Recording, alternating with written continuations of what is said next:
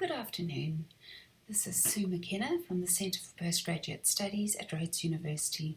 I'm going to be talking to you for about the next 15 minutes about how to unsuccessfully apply for grants, scholarships and research funding. Having applied for various grants, scholarships and research funding projects myself over the years, and having sat on the other side of things, having to scrutinise and evaluate people's applications, I think it's actually more helpful for me to begin by what you shouldn't do. And so that's what I'm going to take you through in the next few minutes.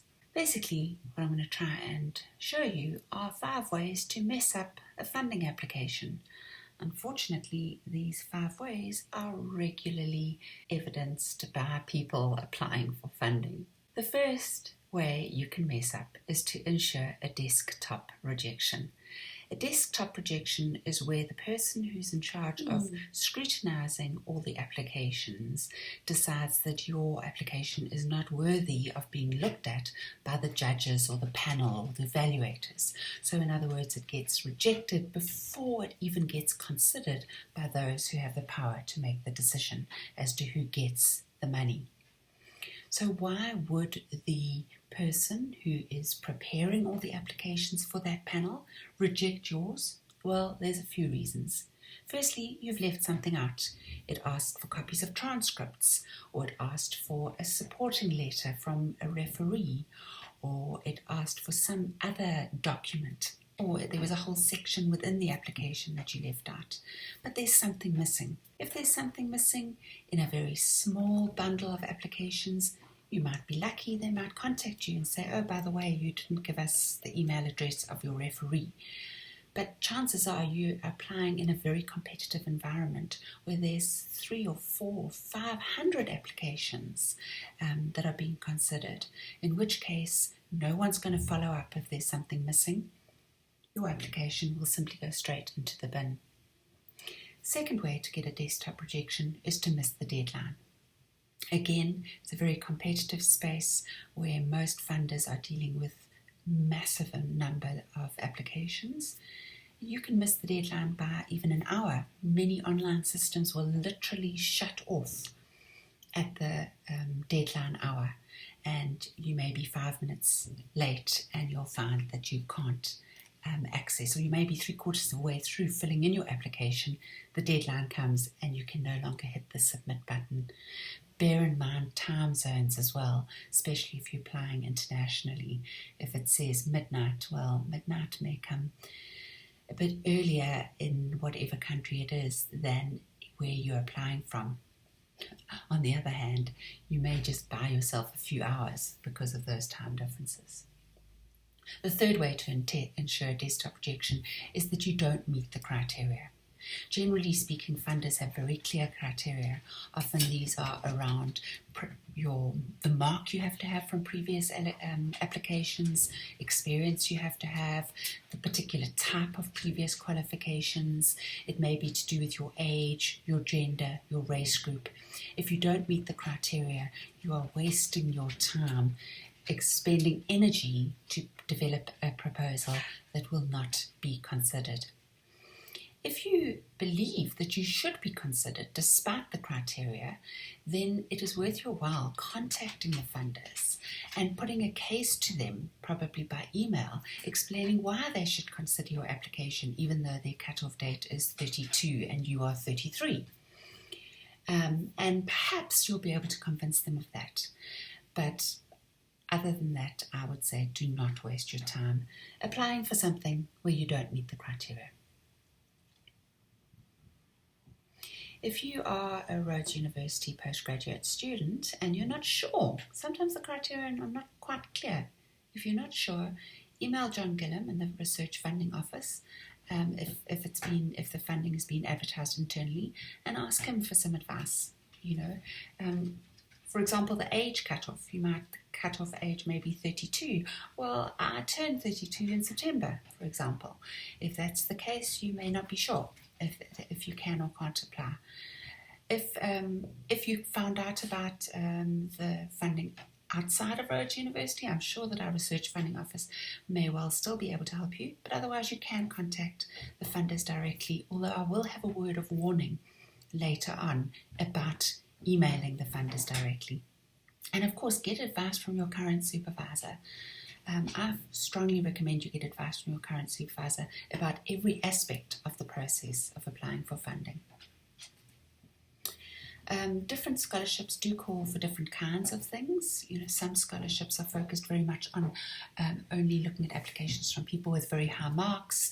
Others are not too worried about your past marks, but they want to see the strength of the proposal. Others put a lot of weight on what your referees say about you. Most funders will look at a range and combination of these things. Being able to show that you've got multiple interests and involvements is always a strength. For example, maybe you've been involved in some form of community engagement, you've taken on some leadership roles and so on, and there's often a space for you to provide that information. If there's things about yourself that you feel build the case for why you are a suitable person for them to invest their money in, you want to find the space to tell the funders about that. So if there isn't a section that talks about community engagement, but that is a strength of yours, you want to find another section in the funding application, which is usually online with very clear subheadings. You want to find a subheading within which you can tell them about your community engagement experience. Of course, it should be clear to the reader why you're telling them about it under that heading. So you're going to have to make the link explicit. But do think beforehand, what do I want to convey to the funders about myself, and do your best work to make sure that there is somewhere in the proposal that is expressed to the funders. So the first way to mess up a funding application that I've discussed is to ensure that you get a desktop rejection. The second way to mess up a funding application is to make it all about you. And this is probably the most important advice that I'm going to give you.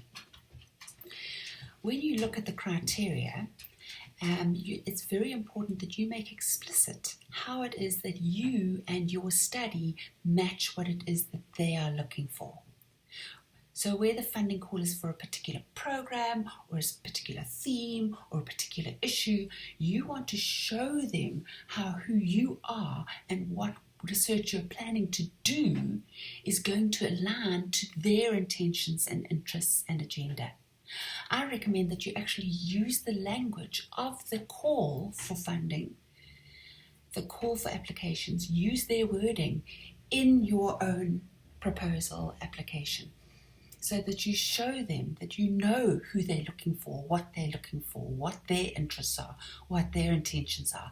And you make very explicit how it is that you and your research that you're proposing will help them to achieve their goals. So that means you have to do your homework. Read everything in that call for applications and go further. Read the website from the organization. Read their key documents. You want to show them that you will help them to achieve their aims. Funders spend a lot of time deciding how to spend their money. They spend a lot of energy selecting particular themes, particular issues. They will, on their website, generally speak about their intentions, why they provide funding. And you need to use that wording in your own application to make it clear to them that you are a worthy investment. In some cases, such as if you're applying for national funding through the National Research Foundation, their intentions and goals are much broader and national. It's not particular forms of research, generally speaking, their general calls for application. It's more about wanting to ensure that the nation increases its number of postgraduate graduates, its number of active researchers, and so on. But even there, even where it's a very broad general issue, you can look for ways to make explicit in your application how you will help them achieve those general goals. So in applying for funding, you're building a case, almost like a legal case. you're building a case to convince the reader of three things. You're building a case for your project. So you're trying to convince them, just like a proposal that goes to the Higher Degrees Committee, you're trying to convince the funders that your project is important, it's doable, it's worthy, it's well positioned within the current conversation in the literature, in the field, within the current methodologies, that you're very aware of what's going on in the field and that you are positioning your work within that cutting edge conversation. And so you're building a case that your project is worthy. You're also building a case in a funding proposal for yourself. So you're wanting to show yourself as someone who is capable, who has a history of success or a history of good marks, a history of good involvement in various activities, a history of publications. If you are lacking some of those things, you've got to be very good at building a case of why you now are going to be able to, through this project, achieve good dissemination of knowledge through publications and so on. So really build a case for why you are a strong candidate. But importantly, which is what I'm saying here in this point number 2, is you don't make it all about you and who you are and your project. You also want to show how you and your project will fit within the focus of the scholarship or research grant or whatever it is. That, in other words, you've got to do your homework and figure out who they are looking for, what they are looking for, what are their intentions and agenda, and make it clear through your applications how you will meet that agenda.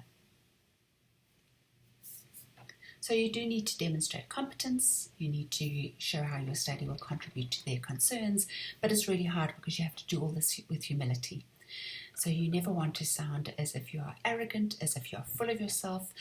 The kinds of people who think that they know it all are generally troublesome, and most people don't want to work with them.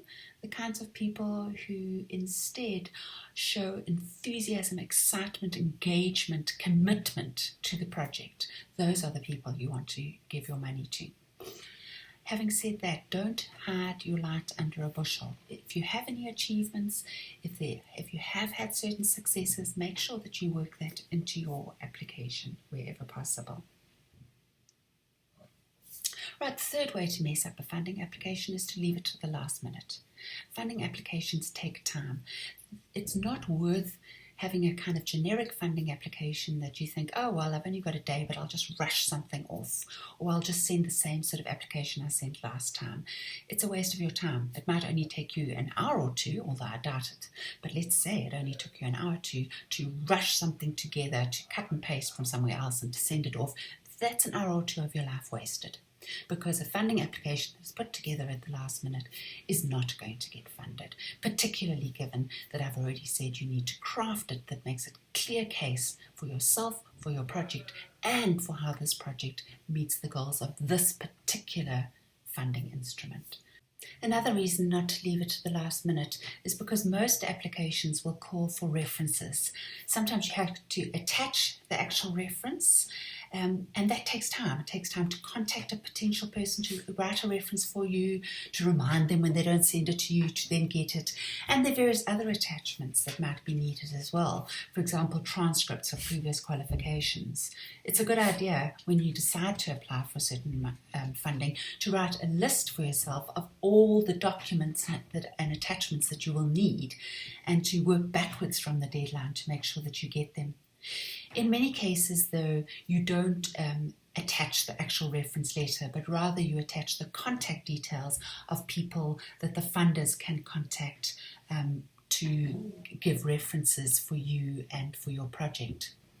I always recommend that you include your current or your past or your future supervisor as a reference, and often you'll need at least one, possibly 2 or 3 other referees as well. Unless you've had a real fallout with a supervisor, I think it's a good idea to include them. It's not a big red flag, but it does sort of make me wonder when I see someone applying for postdoctoral funding and they haven't included their PhD or their master's supervisor as one of their referees. So think carefully about who would be a suitable referee, who'd be able to talk to your competence, to your research ability, and whose title or designation in some way indicates that they are in a good position to provide a judgment in terms of your academic ability to undertake research. And make sure that you put those reference contact details in correctly. I can't tell you how many times emails bounce back. One wrong full stop and the referee won't get the invitation from the funders to write the reference. And then you go back to mess up number one, which can be a desktop rejection. So if you've got 3 or 4 referees, usually speaking, the funders will consider your application if at least 2 of them have submitted the reference in time. But if none of them have submitted, then they won't. The funders often won't even look at your application. And that's why you need to be very sure that your referees know that you are submitting this application. So they know they should expect the invitation from the funders to provide a reference letter. Take your time to email your referees. Tell them that you're excited about the project. Share your enthusiasm. Share a brief summary of what the project's about. All of that is going to have an impression on how the referee speaks to your capacity. And make sure that they can do it on time, that they are willing to provide a reference for you. So don't just assume. Ask them, I'm applying for this, I'm really excited, this is what it's all about, would you be willing to be my referee? And include your CV, and if possible, even include the funding proposal.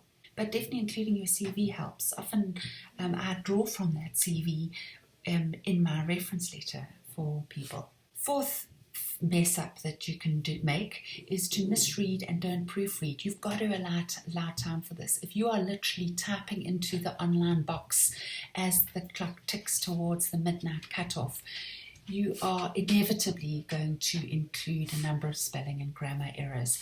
And although spelling and grammar and incomplete sentences tell us actually very little or nothing about your capacity to do good research, they also just don't give a good impression. They don't give the sense that you've taken this application seriously, that you're very committed to the research. I would ask a supervisor or a trusted mentor or a friend to read through your application for you. Even with the online applications, there's generally somewhere where you can do a printed PDF version, which you'll be able to send to others. If it's a worst case scenario and you haven't got time to send it out to someone else to read, and that really is a worst case scenario, I wouldn't recommend submitting anything that you are the only person who's read it. But in the worst case scenario, make sure if you're reading it to proofread your own work that you read it aloud and not just in your head. It sounds like a silly thing, but forcing yourself to read your own text aloud often makes evident some silly errors and missing words and so on that you wouldn't notice if you read it in your head. And the final way to mess up your funding application, something I referred to earlier, and that is asking stupid questions. I hate to say it like that because I always try and tell people there's no such thing as a stupid question. You can only learn if you ask. But I know from experience how annoying it is to receive emails asking for information that is blindingly obvious if you took the time to look at the website or to look at the application. So read the call and the application details fully a few times before you start the application process. I actually I'm an online person, I do a lot of reading online, but I must say I like in this case to print out the call and to highlight all the key phrases. So don't email the funders with questions that are answered in the call, such as what is the deadline or where do I send my application? The answers are almost always on the email or on the website or on the frequently asked questions section of the website. That doesn't mean that you shouldn't email the funders, but just bear in mind that they are very busy and they're not going to take kindly to questions that indicate more about your lack of engagement with the information they've provided you. And then just one last word of warning. Be careful what you promise in your proposal. Almost all funding proposals are going to ask you to promise certain outputs. in terms of workshops, news stories, publications, articles, books, supervision, whatever it may be. The reason you need to be very careful what you promise is that big, bold, undoable, unrealistic promises will lead to one of two problems, and they are both big problems.